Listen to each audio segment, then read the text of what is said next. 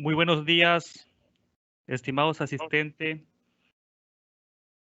al 13º Foro de Matemáticas del Sureste.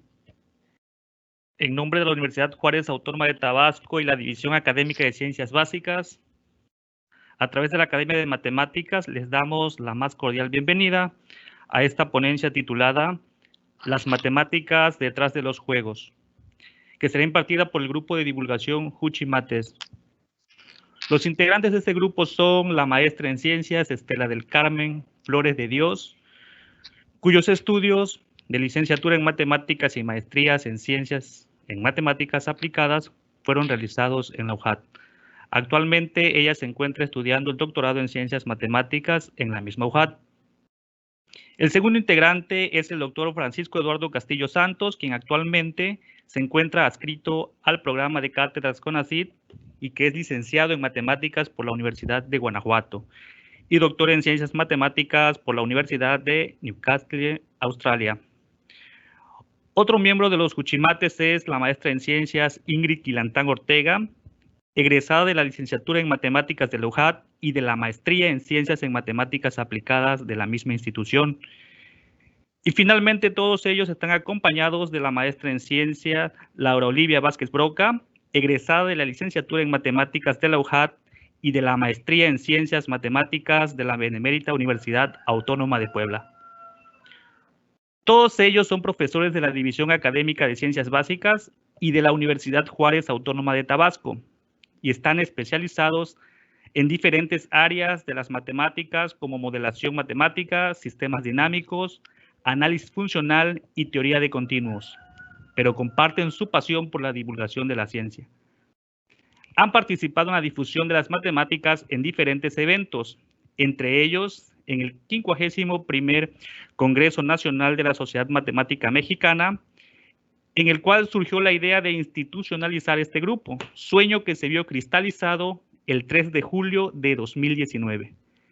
Ya como grupo, han participado en el 12º Foro de Matemáticas del Sureste 2019, el Día Internacional de la Mujer en la Ciencia, en el Día de Pi 2020, así como en ferias de la ciencia, además de realizar diferentes talleres en los centros educativos del Estado en todos los niveles, incluido preescolar, e impartiendo conferencias para público en general. Por medio de las distintas actividades tratan de mostrar que las matemáticas no son tan complicadas como parecen, desarrollando los temas con técnicas sencillas y procurando que el aprendizaje sea de manera intuitiva e interactiva. Muchas gracias por estar con nosotros. Sean bienvenidos, Huchimates. Muchas gracias, maestro Domingo, por su excelente presentación. Y bueno, agradezco primero que nada al comité organizador del 13º Foro de Matemáticas del Sureste por el espacio que nos brindan para esta conferencia de divulgación. La conferencia que le vamos a presentar en esta ocasión se titula Las matemáticas detrás de los juegos. La forma en que se va a presentar va a ser de la siguiente manera. Mostraremos 3 juegos a manera de video y posteriormente les diremos la parte matemática que engloba cada uno. Al final de la presentación se dará un espacio para preguntas que tenga el público. Muchas gracias. Entonces, para comenzar, vamos a empezar con el primer juego, que se titula Las Torres de Hanoi.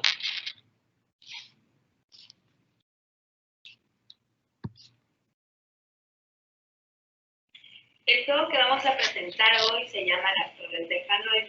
Consiste en mover toda una pila de discos que tienen un agujero, toda una pila de una de las torres a otra de las torres. En este caso tenemos 3 torres y esta vamos a llevar una torre final y una torre auxiliar.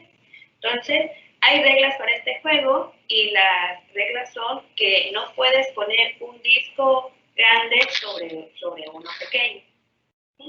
Y otra de las reglas es que no puedes mover de a 2 discos a la vez ni de a...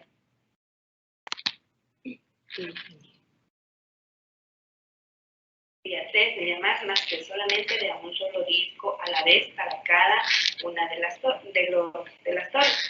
Entonces, vamos a ver cuántos movimientos mínimos necesito.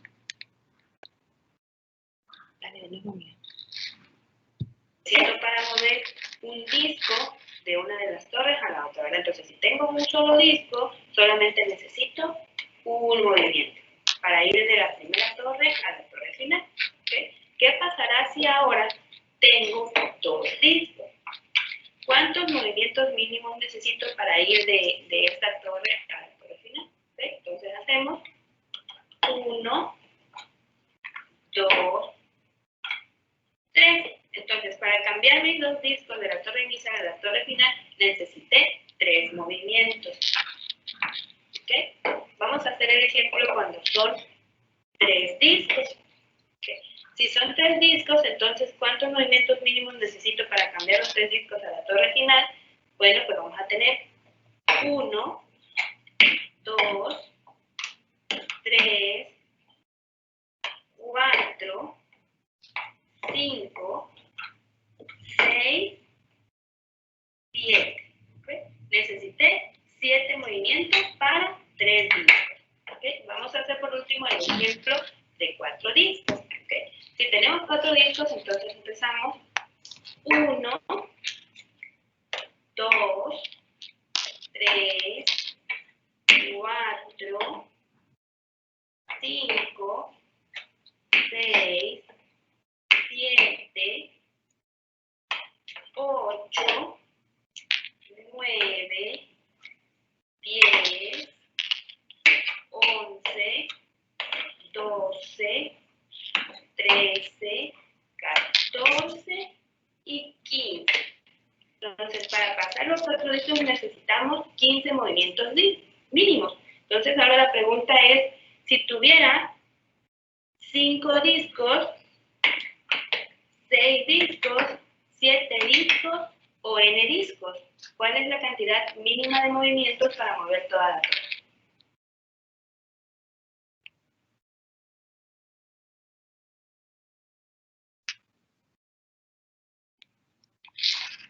Bien. Las torres de Hanoi es un juego que empezó, digamos, a ser popular en Francia en 1883. Digamos que fue el profesor Edward Lucas quien fue el que, digamos, rescató el rompecabezas oriental de un ilustre mandarín llamado Fer Tam Tam y lo trajo para Occidente, en Francia. Como esta es una leyenda, ha habido algunas modificaciones que se han realizado a lo largo de la historia, donde se dice que el templo no es el templo de Benarés y se encuentra sino en la parte de Vietnam, en una zona conocida como Hanoi. Según la leyenda india, dice que el templo de Benarés, debajo de la cúpula que marca el centro del mundo, hay una base de bronce con 3 agujas de diamante fijadas en la base. Cuando Dios creó el universo, colocó 64 discos de oro puro en una de las agujas. Empezó como con la mayor en diámetro y de ahí fue poniendo una por una hasta las 64, formando una torre en una de las agujas. Cuenta la leyenda que los sacerdotes del templo se turnan en la ocupación de transportar toda la torre de la primera aguja hasta la tercera aguja. Sin embargo, no lo pueden hacer de cualquier forma, sino lo tienen que hacer siguiendo determinadas reglas. Estas reglas fueron impuestas por Brahma. Brahma es un sacerdote que asesora al rey según la religión hindú. Entonces, él dijo las siguientes reglas. Se puede mover solo un disco a la vez. No debe de quedar ningún disco, digamos, en el aire. Tiene que estar siempre en una de las agujas o de los postes. No se debe colocar un disco sobre uno de menor diámetro. Es decir, como lo dije en el video, siempre debe de ir digamos, el de abajo de mayor diámetro y el de arriba de diámetro menor. Con estas reglas y la ocupación de los monjes para transportar los discos de una aguja a otra, se dedujo la siguiente profecía. Cuando los 64 discos hayan sido transferidos de la aguja en la que Dios los colocó a la tercera, la torre y los brahmanes se convertirán en polvo y el mundo será destruido. Será el fin del mundo. Bueno, entonces con esto es lo que nos preocupa, ¿verdad? ¿Cómo puede ser el fin del mundo? ¿Cuándo va a ser según esta leyenda? ¿Y cuánto tiempo será necesario para trasladar la columna si suponemos que se realizara un movimiento por segundo? Entonces, bueno, un movimiento por segundo, ¿cuántos segundos se necesitarían para mover toda la torre y ver cuándo será el fin del universo, ¿no? Así como lo conocemos, el fin del mundo.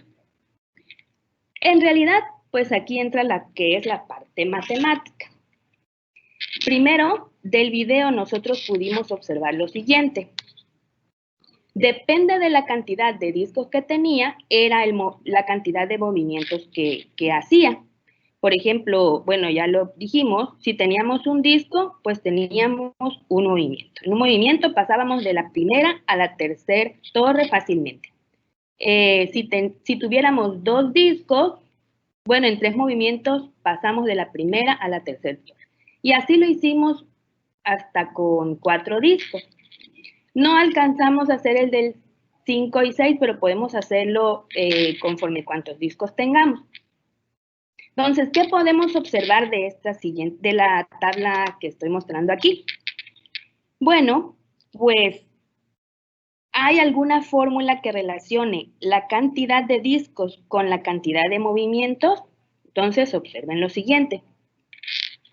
Primero, si determinamos esta potencia como la cantidad de discos, este exponente 1, 2, 3 y 4, podemos decir que se obtiene la cantidad de movimientos. 2 a la 1, 2, menos 1, 1. Entonces, con un disco, un movimiento. 2 a la 2, 4 menos 1, 3. Con 2 discos, 3 movimientos. Y así sucesivamente, 2 al cubo, 8 menos 1, 7, ¿verdad? Y 2 a la 4, 16 menos 1, 15. Si observan ustedes, bueno, dicen, hay una relación ahí que se puede ver, pero existen otras relaciones.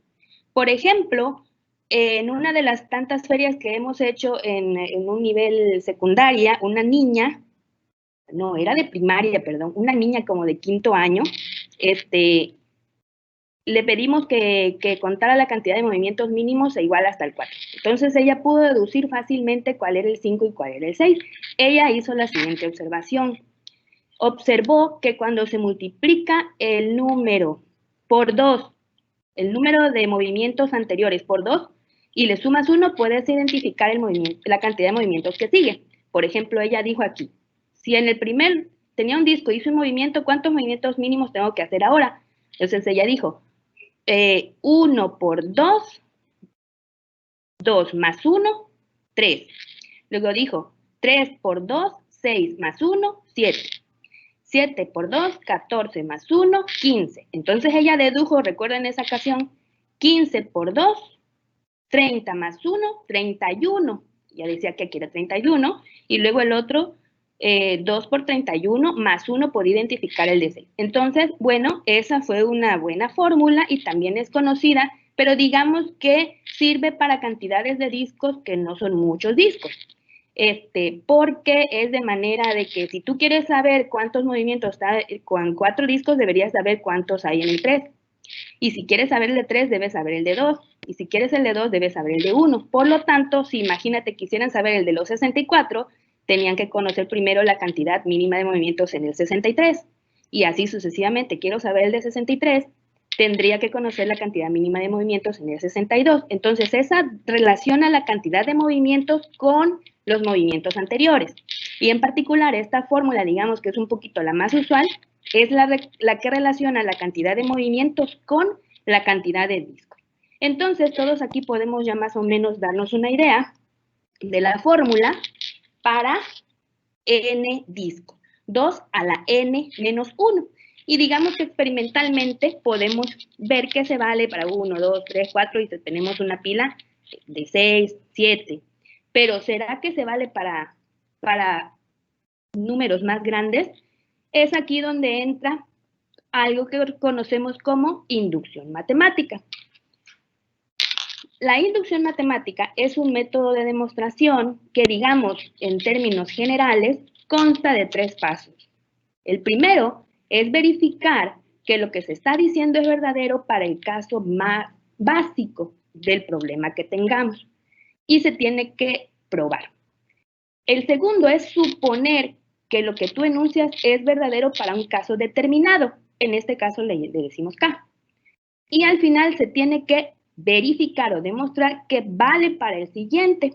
Entonces, utilizando este principio de inducción matemática, vamos a demostrar que el número mínimo de movimientos para mover n cantidad de discos en la torre de Hanói es 2 a la n menos 1, tal y como lo intentamos escribir hace rato, ¿no? Entonces, ahora vamos a ver que sí es cierto que se vale para cualquier número de discos. Entonces, bueno, inducción matemática dice, bueno, vamos a verificar que se vale para el caso simple. Y para el caso simple, ¿qué significa? Bueno, que se vale para el 1, ¿verdad? Porque el 1 es el caso más sencillo en nuestro ejemplo. Si tenemos un disco, entonces 2 a la 1, 2 menos 1, 1. Nos da un movimiento, es cierto. ¿Ok? Y ahora vamos a suponer que se vale para el caso K. ¿Qué significa para el caso K? Bueno, para un determinado número, que puede ser cualquier número natural. ¿Ok? Entonces decimos, bueno, se vale para K. ¿Qué significa que se valga para este K? Ah, pues que si se tienen K discos, va a ser verdadero que se harán 2 a la K menos un movimiento. Como esto lo estamos dando por hecho, se llama la hipótesis de inducción. Entonces, esto es cierto y no necesita ser demostrado. En el tercer punto, sí necesita ser demostrado. Ahora tenemos que ver que en el siguiente paso de la cantidad K que teníamos, ahora tendremos K más 1, que sería el siguiente, ver si es cierto que la cantidad de movimiento sería 2 a la K más 1, ¿verdad? Menos 1. Bueno, ¿cómo lo hacemos? Fíjense bien. Si tenemos K más 1 discos, ¿cuántos movimientos vamos a hacer? Miren, vamos a hacer 2 a la K menos 1 para pasar a uno de los postes. Vamos a llamarle poste auxiliar. Digamos que es uno que no va a ser el destino final. ¿Ok? Entonces, necesitamos 2 a la K menos 1 para pasar los K discos. ¿Y esto por qué es cierto? Ah, porque por la hipótesis de inducción dijimos que para K discos sí se valía la fórmula 2 a la K menos 1. Entonces, pasamos los K discos al poste auxiliar. Ok. Después, tendríamos un movimiento más para pasar el último de los discos. ¿Cuál es? Pues el número K más 1, ¿verdad? El último disco de hasta abajo se pasaría al poste final. Entonces ya llevamos un movimiento más. Y ahora, de nuevo, necesitamos otra vez 2 a la K más 1 movimientos para pasar los K discos de la torre, pero del poste auxiliar que teníamos, al poste final. Entonces sumamos la cantidad de movimientos. Estos son cuando pasamos los K discos del primero al poste auxiliar. Luego este es cuando pasamos el último disco de hasta abajo, el número K más 1, al poste final. Y estos son cuando pasamos los K discos del poste auxiliar al poste final. Entonces hacemos una suma, observamos que tenemos 2 veces 2 a la K, luego menos 1, 1 se anulan y solo queda este menos 1. Entonces tenemos 2 por 2K menos 1 y utilizando nuestras reglas básicas de álgebra, aquí tendríamos 2 a la K más 1, ¿verdad? Menos 1. Entonces, ¿qué dijimos? La suma de los movimientos para K más 1 discos es cierto que va a ser 2 a la K más 1 menos 1. Y por el método de inducción, esto queda demostrado. Por lo tanto, Si supongamos que la leyenda fuera cierta y los sacerdotes movieran un disco por segundo, ¿cuál sería la menor cantidad de movimientos para completar, llevar toda la torre de 64? Bueno, 2 a la 64 menos 1, ¿verdad? Que son todos esos segundos. Entonces nos pone así como que a pensar, ¿cuándo viene el fin del mundo? Ok, no nos preocupemos. Faltan, aproximadamente son 485 mil millones de años. Entonces, bueno, según la sonda WMAP, dice que el universo tiene 13.770 millones de años, así que todavía nos falta bastante tiempo, no nos podemos preocupar si la leyenda fuera real. Bueno, aquí hay algunas referencias por si quieren consultar el juego y vamos a dar paso al siguiente juego que va a ser presentado por nuestra compañera Estela.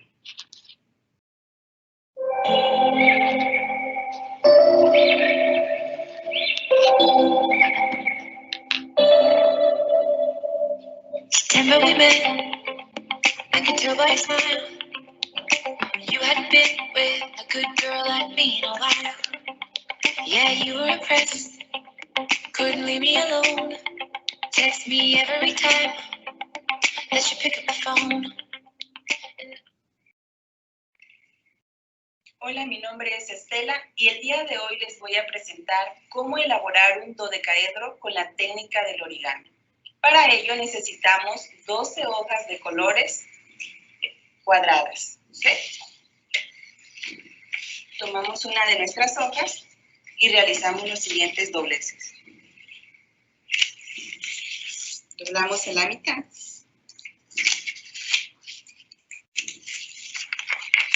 Acá, del otro lado, doblamos.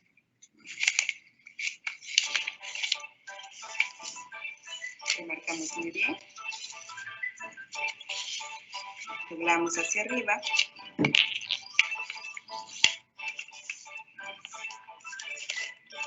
Hacemos lo mismo del otro lado.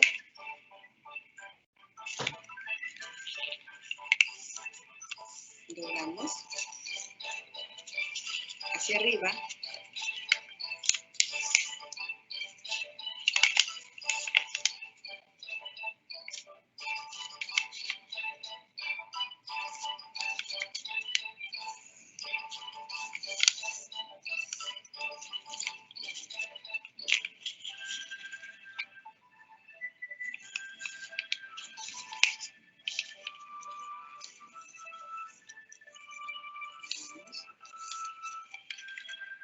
Nos queda esta así.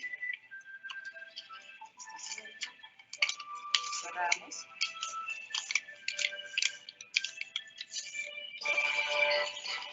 Después, aquí y doblamos.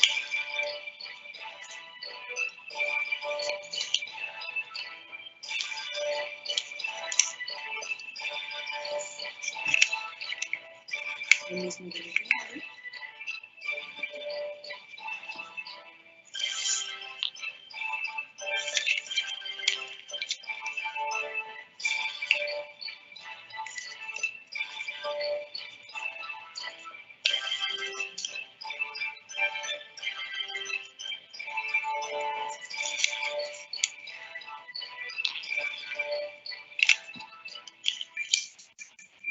Remarcamos.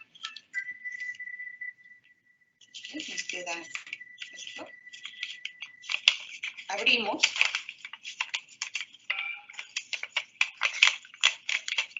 Nos quedaron estas montañitas. ¿Okay? Aquí en esta punta vamos a doblar hacia adentro.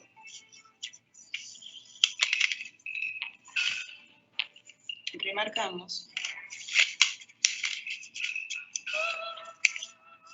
Lo mismo hacemos en las otras esquinas.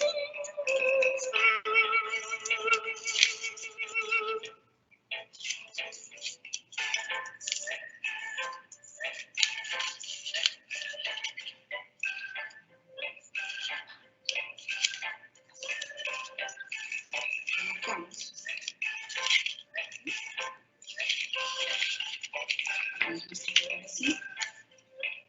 Doblamos la parte superior izquierda hacia adentro.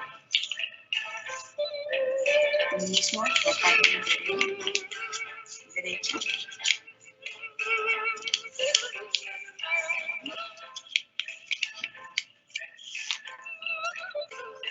Remarcamos.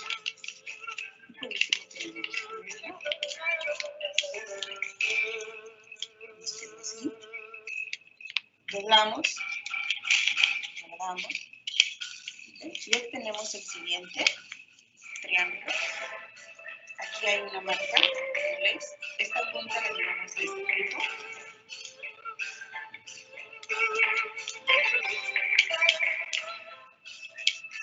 Remarcamos lo mismo que en la punta. Remarcamos. Y obtenemos una de las caras. Hacemos el mismo procedimiento para las otras hojas. ¿Okay? Tenemos esto. Armamos 4 estructuras con 3. Ok, tenemos así. Doblamos esta punta hacia abajo y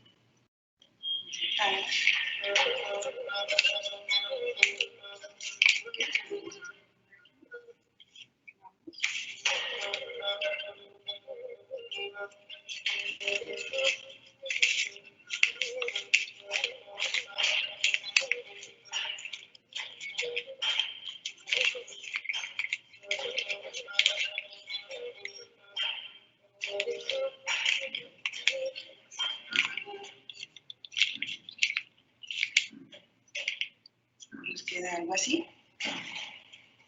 Esta es una, y la otra.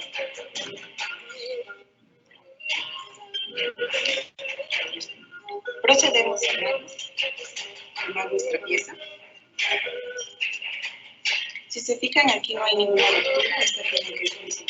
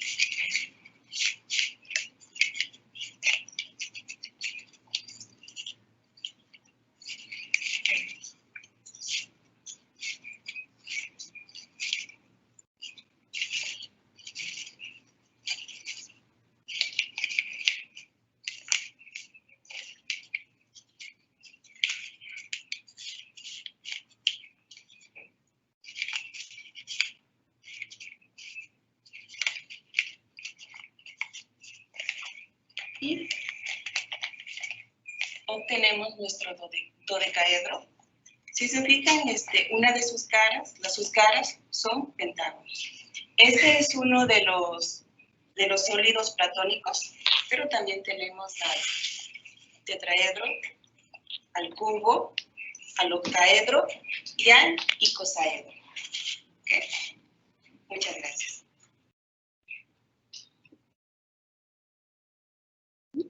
Bueno, el video que acabamos de ver es la construcción del dodecaedro con la técnica del origami. En particular, bueno, nosotros aquí en México, pues es papiroflexia, es la papiroflexia. Es el arte de hacer figuras reconocibles utilizando papel plegado, sin usar pegamento ni tijeras. Y bueno, realmente la palabra japonesa para la papiroflexia es origami. ¿Sí? Como lo vemos aquí en la diapositiva. La relación que existe entre el origami y las matemáticas, pues dice, la mejor manera de darse cuenta de la relación que existe, pues es que nosotros tomemos el papel ya que lo hemos doblado y abramos así como se mostró en el video y vamos a ver un mapa de cicatrices, como se puede observar aquí en la figura. Entonces aquí está el pájaro, el pájaro y su mapa de cicatrices. Es uno de los muy famosos, lo del pajarito. Y esto hace que sea su grafo. Entonces, en matemáticas, pues se trabaja acerca de los grafos. Ok, en matemáticas encontramos una división que es el origami modular, que es el que comúnmente trabajamos nosotros, y es la representación de poliedros y figuras geométricas.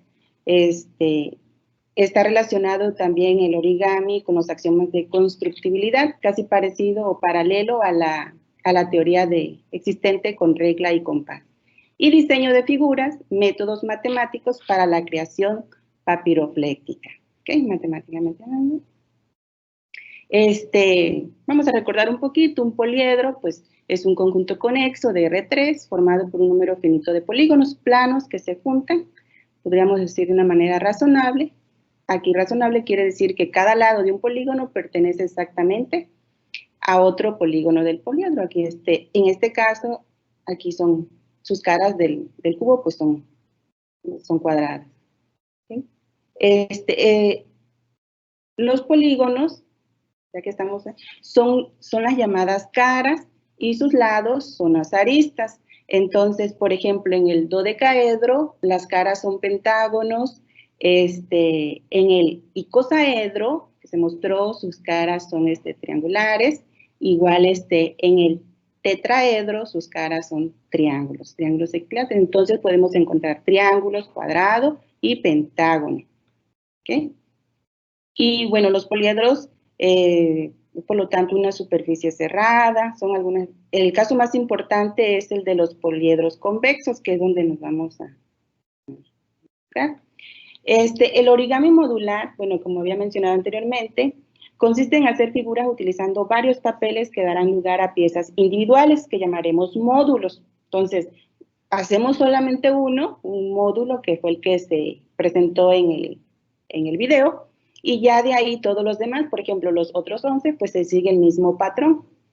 Cada uno de estos módulos posee solapas y bolsillos que se usan para ensamblarse entre sí y formar la pieza. Pues es muy usual representar de esta manera figuras geométricas, entonces tiene que ver mucho con la figura geométrica. Los poliedros son la principal fuente de inspiración de esta modalidad, entonces los poliedros, ¿ok?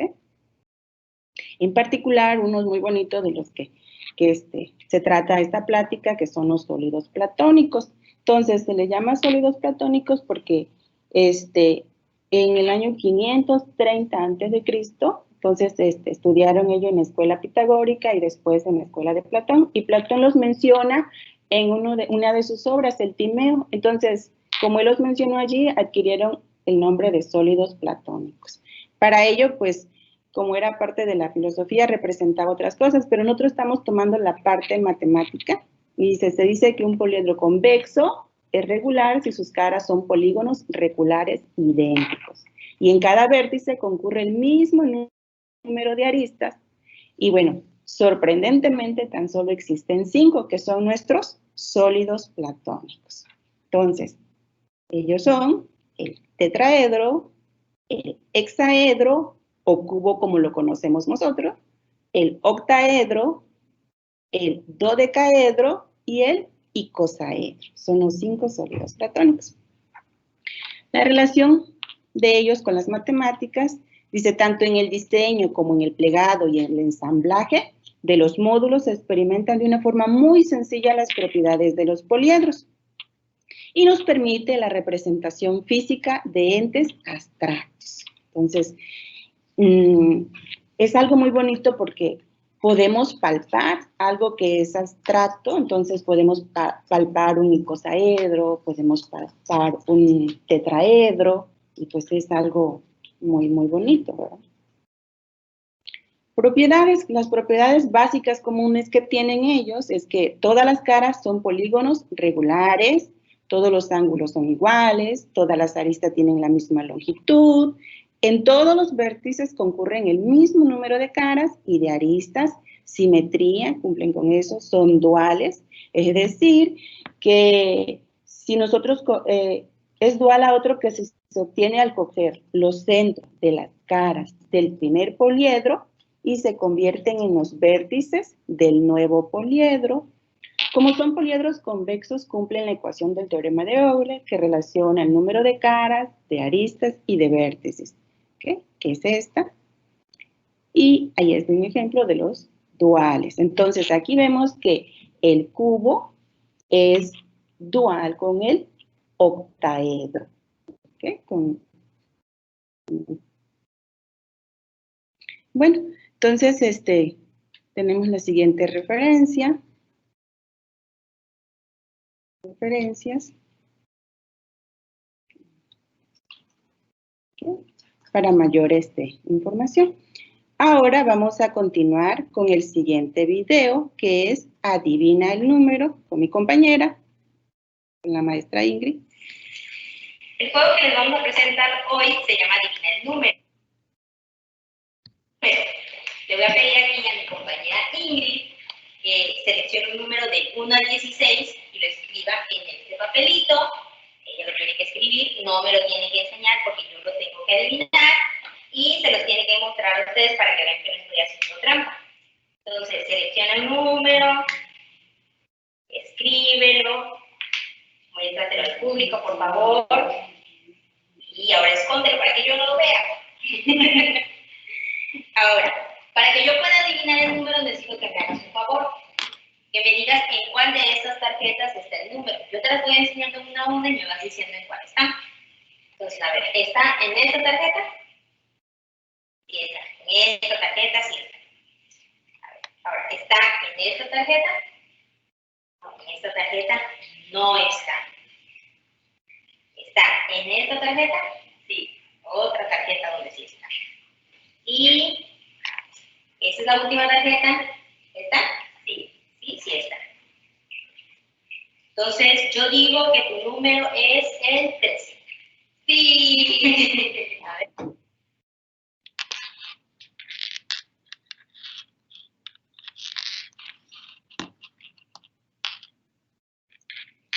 Bueno, continuamos con el juego de Adivina el número.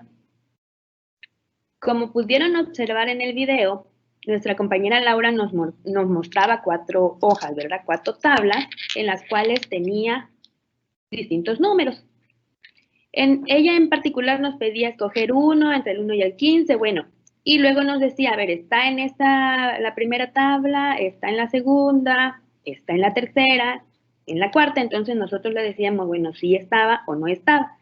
Muchos podemos pensar, bueno, pues es muy fácil darse cuenta que el 13 no está en esta tabla, pero sí está en los demás, porque los números son muy pocos. Entonces, bueno, Laura no está haciendo más que ver qué números están y qué no y aprendérselos, ¿no? Sin embargo, ¿qué pasaría si tuviéramos entonces más tablas y más números? Supongamos que nos hubiera dicho nuestra compañera, escoge un número entre el 1 y el 63 y dime si está en la segunda, en la tercera, cuarta, quinta. Entonces ahí, bueno, ya no es que ella se tuviera que aprender todos los números que están ahí, ¿verdad? Digo, sería así como que muy, ¿qué onda con su mente? Pero sin embargo, nuestra compañera es matemática y conoce trucos. Conoce los números binarios, ¿verdad? Los números binarios, yo creo que ya la mayoría han escuchado alguna vez de ellos. Usualmente son los que se utilizan en las ciencias de la computación, ¿verdad? Y todos lo hemos escuchado más o menos para eso. Es un sistema de numeración en el que los números se representan utilizando ceros y unos. Y es el que comúnmente, cada vez que nosotros vamos a estudiar algo de computación, ahí aparecen porque es como su lenguaje natural, ¿verdad? Entonces, utilizan base 2, puesto que, como dije, solo utilizan el 0 y 1, que son 2. Les llaman bits y por lo tanto, un número binario es una sucesión de bits. Toda esta cantidad, digo, todos estos números, 1, 0, 0, 0, 1, 1, 0, 0, 0, 1, 0, 1, representa a un número en el sistema decimal que conocemos y 1, 0, 0, 1, 1 también representa a otro del sistema decimal. Así, al igual que el sistema decimal, el sistema binario es posicional. ¿Qué significa que sea posicional? Bueno, que sí tiene que ver la posición o el lugar que ocupa en un determinado lugar. En este caso, el valor de posición se consigue multiplicando el dígito por una potencia de 2. Entonces, observamos rápidamente la siguiente tabla. ¿Ok? Observen que aquí tenemos el valor numérico, digamos, los números, el valor de la potencia de 2. 2 a la 0 es igual a 1, recordando el álgebra, ¿verdad? Todo número elevado a la 0 es 1.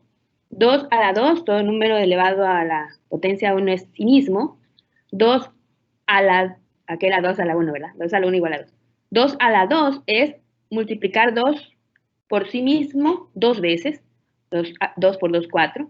2 al cubo, multiplicar 2 por sí mismo 3 veces. 2 por 2, 4 por 2, 8, y así para cada uno de los elementos de esta tabla. Entonces, observen estos números en particular. 1, 2, 4, 8, 16, 32, 64 y 128. Puede continuar la tabla hacia acá, ¿verdad? Para cualquier número natural más grande que 7, y ahí lo podemos seguir. Y nos dará determinado valor numérico. Entonces, cualquier número natural puede expresarse en su representación binaria. Por lo tanto, si nosotros vamos a suponer, quisiéramos expresar el número 38 en binario, ¿cómo nos enseñan a hacerlo tradicionalmente? Bueno, primero hay que buscar un número, el primer número menor o igual a 38, de izquierda a derecha de la tabla. Entonces, permítanme regresarme tantito. Un número menor o igual a 38. En este caso, digamos, de izquierda a derecha, el primer número sería, todos estos son menores, pero el primero que encontramos de izquierda a derecha sería el 32. Y hacemos entonces 38 menos 32, bueno, nos da 6. Luego hacemos 6, igual buscamos el número más inmediato que esté menor o igual. En este caso sería 6 menos 4. ¿Ok? Igual a 2. Sí, y 2 menos 2 igual a 0. Terminamos cuando terminamos, acabamos el proceso cuando terminamos en 0.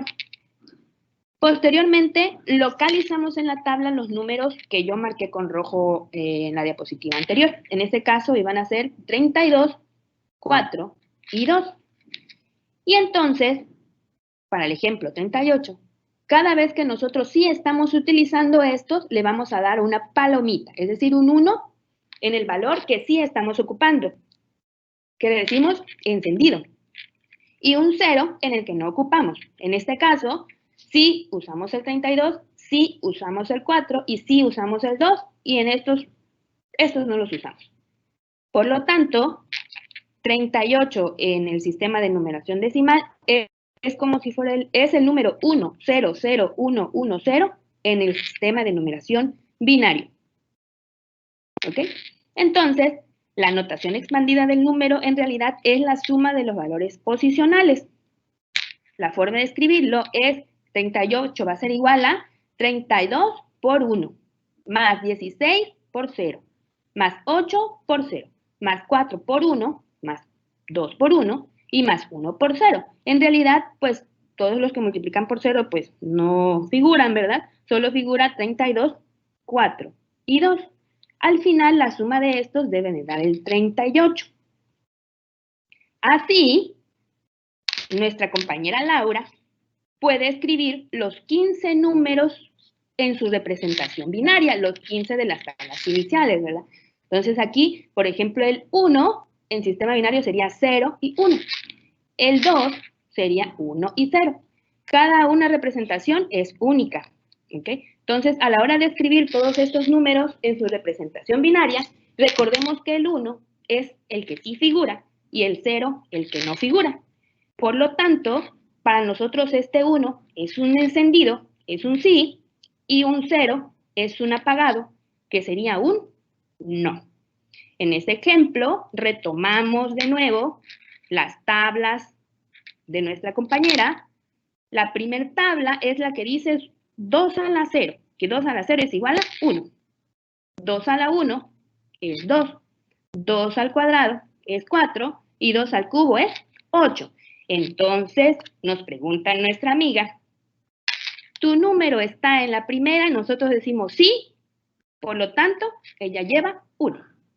Que es este que está aquí, puesto que esta tabla sí se considera. ¿Tu número está en esta tabla? No, no está. Ok, 0. Está, aquí no hay nada. ¿Tu número está en la tercera tabla? Sí, sí está. Ah, es la tabla de un 2 a la 2. Es decir, es 4. Por lo tanto, llevamos 1 y 4. Y por último, ¿tu número está en la última tabla? Sí, ok, es la tabla del 2 al cubo, es decir, 8. Por lo tanto, 8 más 4 más 1 es igual a 13. Tu número es el 13. La divina maga que conoce los números binarios le atinó. Entonces, básicamente lo que hemos hecho es descomponer en conjuntos los primeros 15 números basándonos en su codificación binaria. Esto lo podemos hacer para cualquier número. Entonces, en la tabla, cada tabla representa un dígito de 1 y 0 para nosotros. Si la víctima selecciona una tabla cualquiera, entonces nos está diciendo, si dice que sí, es un 1 encendido, y si dice que no, esa no la sumamos, ¿verdad? Por lo tanto, ahora sí, sin que hagamos trampa ni nada, y ya conociendo los números binarios, pues entonces podemos hacer el truco. A ver, aquí hay 1, 2, 3, 4, 5, 6 tablas. Yo sé que esta es 2 a la 0, 2 a la 1, 2 a la 2, 2 a la 3, 2 a la 4 y 2 a la 5. Supongamos que nos hacen el juego y que nos dicen, a ver, piensa en un número, y ya nosotros pensamos en el 50, no sé. Y nos dicen, ¿está tu número en la primera? Y nosotros vamos a decir que no, ¿verdad? No está, entonces se anula. ¿Está en la segunda? Nosotros decimos sí. Ok, aquí está, decimos sí, entonces la persona va sumando 2. ¿Está en este número?